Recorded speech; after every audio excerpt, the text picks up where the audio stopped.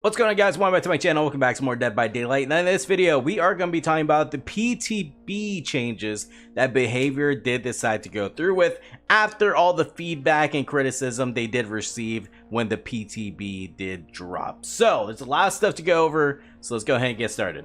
So here it is, guys. Here it is. And right before we get into the actual changes, Behavior did have this to say.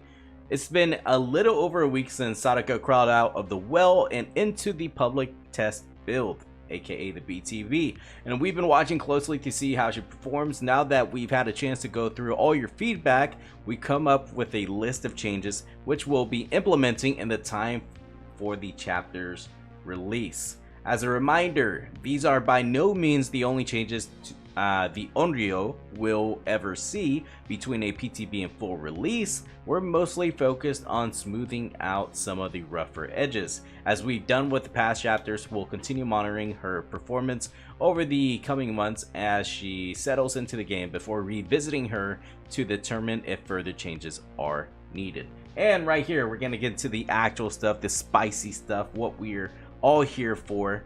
So, the ONRYO. There are three aspects of the ONRYO that we're addressing for the chapter's launch: her manifesting, her visibility, and her condemned mechanic. Additionally, we've made a number of changes to address photosensitivity concerns. First thing they did go over is manifesting. The first of these changes involves speeding up the ONRYO's manifesting and demanifesting speeds. Decreased manifest charge time to 1.5 seconds, which it was 2.5 seconds beforehand before the change. Decreased the manifest charge time to 1.5 seconds, it was 2.5. Smoothen the movement speed transition when manifesting. Put simply, these changes not only make her feel better to play, but also make manifesting and demanifesting more practical in a chase. Honestly, when it comes to these changes, guys, like, it's good. Right here, right off the bat, it's already a buff, right? But whenever I played it in PTB, I enjoyed everything. I was having so much fun actually playing this killer. It was like, it's been a long time that I've been actually excited to try out a new killer, okay? This is going to be a big chapter. I just know it's going to be crazy. Everyone's excited. It's going to bring in a lot of people into the game, but this killer just felt really, really good. Okay, I thought she was strong. A lot of people say she's weak. It's not good enough. Can't compare this to other killers that are in the game at the top of everyone's tier list. But still, I really enjoyed her. I had a lot of fun with her. But apparently, she's going to be a lot more fun and a lot stronger whenever the full release does come. But anyway, enough of me talking. Let's go ahead and keep going when it comes to these changes.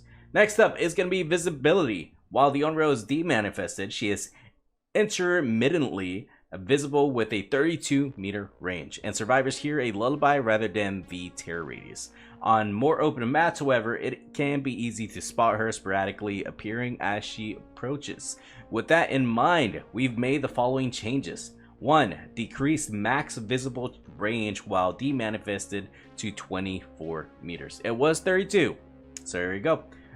2. Decreased tear radius to 24 meters. It was 32. Right there, guys. Two different buffs right there. Two different buffs. Of course, when it comes to the manifesting, they buffed that. And now the visibility. Alright, now the visibility. This is just going to make playing her and going up against her just that much more fun, right? And last thing, actually not last thing, third thing, they had this to say. Condemned. The ONRYO's condemned mechanic allow her to instantly kill a survivor when their meter is full. Survivors need to manage their condemned meter, otherwise risk an early death. While condemned kills aren't meant to happen often, we felt this mechanic was a little undertuned for the PTB, so we made the following changes. 1. Decrease the amount of condemned removed when inserting a tape to 3 segments. It was 4 segments.